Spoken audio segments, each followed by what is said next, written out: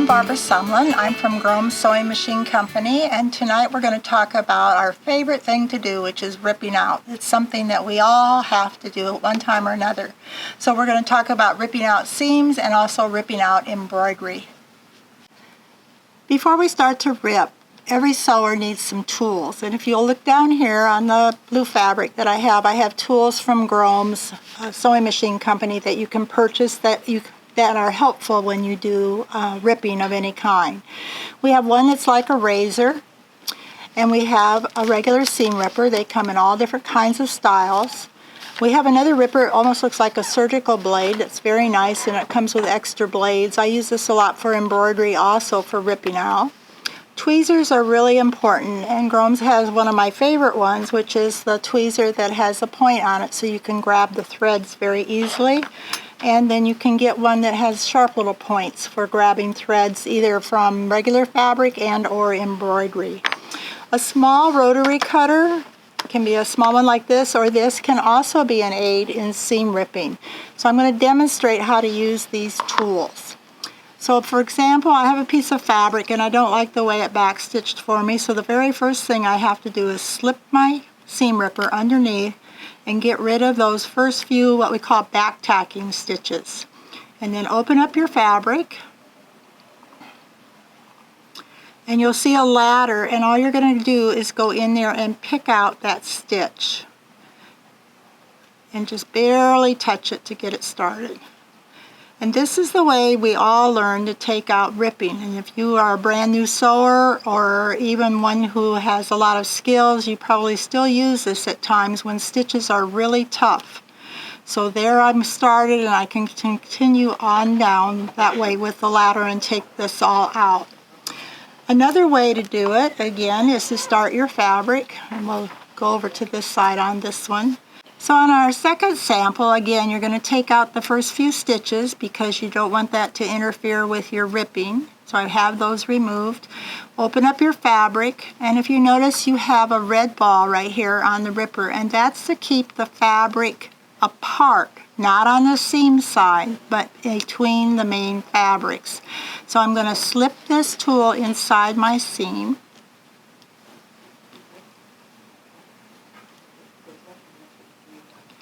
And then one of my favorite ways is just to kind of work it down the seam, and you can hear it click and pop, and there's no resistance, so you just keep on going all the way down, being careful. If you have a place where it catches at all, you want to go back to taking out the ladder on the inside. So this is another way of just ripping out that fabric, and you can hear it pop, and you can take it all the way down that piece. Another way is to use a small rotary cutter like this, or even a larger one. Be very careful. Put your hand down on the fabric, and then what you're going to do is just kind of gently pull the top and just catch those threads, and you can take those all out also, all the way down to the end. Another way to take out, especially for quilting when you're pulling quilt stitches out, is just to come along and take out on your back side of your fabric, just take out approximately every fourth stitch. So I'm just coming along and I'm nipping those stitches. And then all you have to do is go to the front, loosen where you started to take that out, and grab it, and it will pull right out like that. Okay? So then we're going to move on to embroidery. So I'm going to move that out of the way, and I'm going to bring an embroidery in, because a lot of us have to take out embroideries for all kinds of reasons. We may have used the wrong color, we may have had tension problems, we may have stopped, who knows? We just have to do it, just like anything else that we have to rip out. So I have two embroideries here, and I'm going to show you the easiest way, I think, to take them out. Leave your embroidery in the hoop. Turn the hoop upside down so that it's over something, so you're not pushing on this fabric. So I'm not pushing down into the frame like this. When I push on the fabric, I'm on a flat surface. So it can be a plastic box or anything you have handy. Then you're going to take the surgical type knife like you have right here, And what I want to do is I want to cut these back threads, just like this. So I'm trying very hard not to cut down into the base, into the stabilizer or the fabric. And I'm going to turn it over. And then I can take the back side of my tool and just catch it. And I can just take this and just start pulling these out, like so. And you can see how easily they come out. The tweezers come in really handy because then I can grab a thread and pull it right on through. Okay, and then just take that out like so. You can even work with the small vein. You want to be really careful because these are very sharp.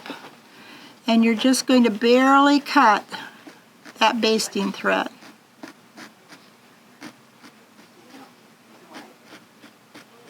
I think I got most of them right there.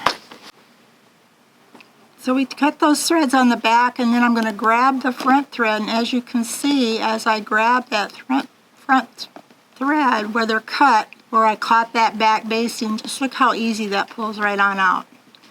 So embroideries can be taken out, and then if you're lucky enough to have precise placement on your machine like there are on many of the Pfaff machines, you can come right back in, line up your design, and away you go again. Since I didn't take this out of the hoop, I can go right back to the machine and redo that vein. These are some very simple techniques to taking out for any project that you are doing. And come into Gromes and purchase any of the tools that you see on the camera tonight. They will make your life so much easier. So when you are through watching this, please push the subscribe button and the notification bell, and thank you very much for watching.